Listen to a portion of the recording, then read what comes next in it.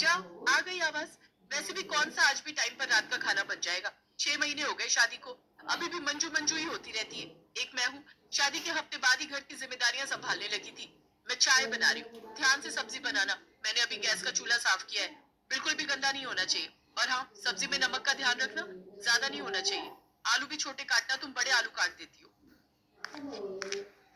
सुधा ने चाय बनाई और मुंह बनाती हुई अपने कमरे में चली गई। रात का खाना अक्सर मंजू ही बनाती थी, पर सुधा को कभी भी मंजू का काम पसंद ही नहीं आता था।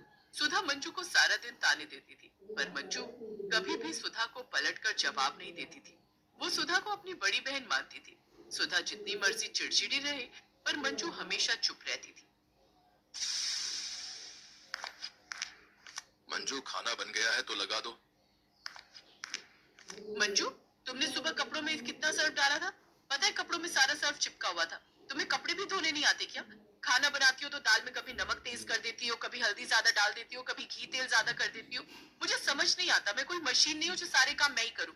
तुम खुद भी तो कुछ सीखो। अब तो तुम्हारी शादी को 6 महीने हो गए। सुधा, थोड़ा आराम से। कोई बात कहनी है तो प्यार से बोलो, इतना दिल मिलाकर बोलने की क्या जरूरत है? तुम्हें तो हमेशा मेरे से ही लड़ना होता है। मेरा क्या, जो मर्जी करो, मैं समझाऊंगी नहीं। अब माँ बाबूजी तो यहाँ है नहीं जो समझाएंगे। अभी मंजू बात कर ही रही थी कि तभी दरवाजे की घंटी बजी। मैं देखता हूँ। सुनील दरवाजा खोलता है तो सामने माँ बाबूजी खड़े थे। देखा, चौंका दिया ना अचानक से आकर। आप सब अचानक? हाँ, तुम्हारी माँ का मन हो रहा था, इसलिए हम चले आए भाई। सास ससुर के आने से घर में चहल पहल हो गई, पर सुधा के चेहरे पर बिल्कुल भी रौनक नहीं थी। वो पहले की तरह ही चिड़चिड़ी थी। एक दिन मंजू सोकर नहीं उठी तो सुधा ने पूरे घर को सिर पर उठा लिया। सुधा, क्या बात है? आज ऑफिस का टिफिन नहीं बनाया? नहीं, मशीन लगा रखी है, कपड़े धो रही हूँ। अब मेरे 10 हाथ तो है नहीं, 2 ही हाथ है। मंजू महारानी अभी तक सोकर नहीं उठी, सारे घर का काम अब मुझे ही करना पड़ रहा है। मंजू तो उठ गई थी, मैंने तो उसे बाथरूम में जाते देखा था। माँ, मंजू को उल्टियाँ हो रही हैं, उसकी तबीयत ठीक नहीं लग रही, आपको बुला रही है। क्या? बहू को उल्टियाँ हो रही हैं? देखो तो जरा। जहाँ तक मैं समझ पा रही हूँ, ये तो मुझे खुशी की खबर दिखाई देती है। क्या हुआ मंजू, कब से उल्टियाँ हो रही हैं? पता नहीं माँ जी, कल रात से जी घबरा रहा था और सिर भी बहुत भारी था। बहुत उल्टियाँ हो रही हैं। पिछले 1 महीने से ऐसा ही हो रहा है। घबराने की कोई बात नहीं है बहू, शुरू शुरू में ऐसा ही होता है। क्या हुआ है माँ? मंजू को क्या हुआ है? खुशखबरी है बेटा, हमारी मंजू माँ बनने वाली है। तुम पिता बनने वाले हो और हम दादा दादी। अरे सुधा अनिल, तुम दोनों भी ताऊ ताई बनने वाले हो। मंजू के माँ बनने की खुशी सबके चेहरे पर दिखाई दे रही थी, पर इस बात को सुनकर सुधा का मुंह बन गया। मेरे लिए ये कोई खुशखबरी की बात नहीं है। मेरे लिए तो काम बढ़ गया। अब ये प्रेग्नेंट हो जाएगी और सारे घर का काम मुझे करना पड़ेगा। लेकिन मैं ऐसा कुछ नहीं करूंगी। कान खोलकर सुन लो मंजू, ये मत समझना कि तुम माँ बनने वाली हो तो सब तुम्हारे आगे पीछे घूमेंगे। तुम्हें बराबर के घर के काम करने होंगे। मैं अकेली नहीं लगी रहूंगी। पता नहीं, जब देखो चिड़चिड़ी होकर घूमती रहती है। इसके मुंह पर जरा सी भी खुशी नहीं दिखाई देती। मंजू, तो बिल्कुल भी चिंता मत करो, घर के काम में मैं मदद कर दूंगी। सुनो जी, अब गांव जाने का विचार छोड़ देते हैं, मंजू को हमारी जरूरत है।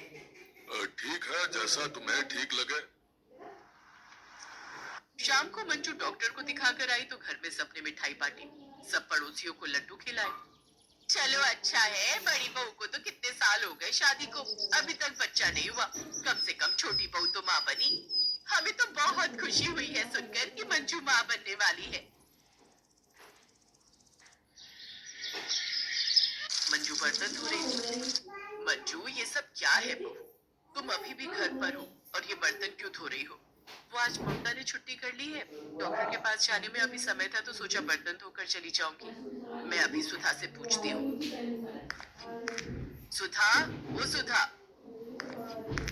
क्या हुआ माँ जी, इतना चिल्ला क्यों रहे हो? मुझे सुनाई दे गया है। तुम्हें पता था ना मंजू को आज डॉक्टर के पास जाना था, तो तुमने उसे काम में लगा दिया और अब बर्तन धोने के लिए बोल दिया। अच्छा, मतलब वो रोजाना डॉक्टर के पास जाती रहे और मैं घर के काम करती रहूं? ये थोड़ी होता है। मैं कोई उसकी सेवा करने नहीं बैठी हूँ। और हाँ, मैं बिल्कुल भी ये नहीं सोचूंगी कि मंजू माँ बनने वाली है तो उसकी देखभाल करती रहूं। ज्यादा ही अपने आप को बन रही है। उसे लगता है कि वो माँ बन गई है तो कहीं की रानी बन गई है। सुधा बोलती हुई कमरे में चली गई।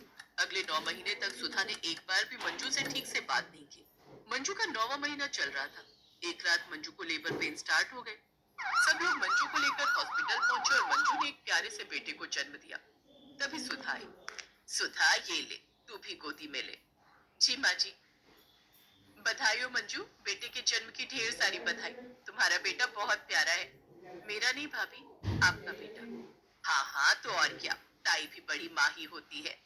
सुधा भाभी, आप इसकी बड़ी माँ नहीं, सिर्फ माँ बनोगे। मैं अपने बेटे को आपको सौंप रही हूँ। आपकी सुनी गोद मेरे से देखी नहीं जाती। अब ये आपका बेटा है। मैंने आपको कई बार अकेले में रोते हुए देखा है। मैं आपका दर्द समझ सकती हूँ। माँ जी, बाबूजी, सुधा भाभी का चिड़चिड़ा स्वभाव जानबूझकर नहीं था। भाभी कभी माँ नहीं बन सकती, ये बात चिड़चिड़ाहट और गुस्सा बनकर बाहर आ जाती थी। पर अब ऐसा नहीं होगा। सुधा भाभी, मैं अपना बेटा आपकी गोद में दे रही हूँ। आपका बेटा अब आपकी गोद में खेलेगा। मेरा बेटा। मंजू की बातें सुनकर सुधा की आंखों में आंसू आ गए। मंजू के इस फैसले की सबने सराहना की। मंजू के कारण सुधा माँ बन गई। बच्चे के आ जाने से सुधा की सारी चिड़चिड़ाहट दूर हो गई। बच्चे ने उसके जीवन को खुशियों से भर दिया था। पर सुधा के चेहरे पर कभी भी चिड़चिड़ाहट नहीं आती, क्योंकि वो जानती है कि मंजू ने उसके लिए जो किया वो लाखों में कोई एक ही करता है। आया हो बेटा